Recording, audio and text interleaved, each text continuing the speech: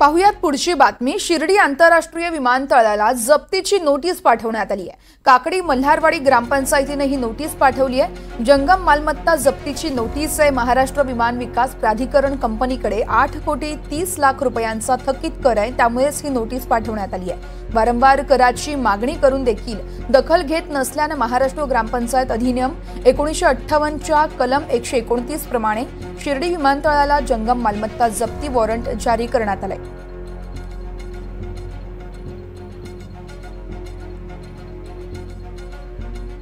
5-8.5 करोड रुपये या शिर्डी विमानतळाकडे मागील कित्येक वर्षापासून थकेले।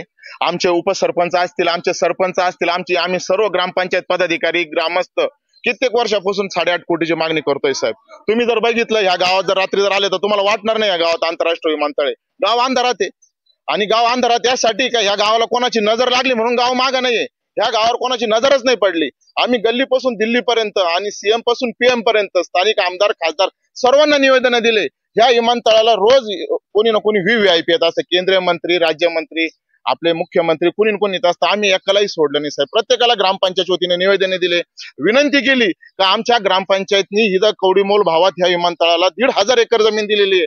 आम्हाला राहिलेले आमच्या हक्काचे ग्रामपंचायत 8.5 कोटी द्या ना। आम्हाला काय तुम्ही भीक देऊ राहिले का? आमच्या वाड्यान वस्त्यांवर जायला रस्ते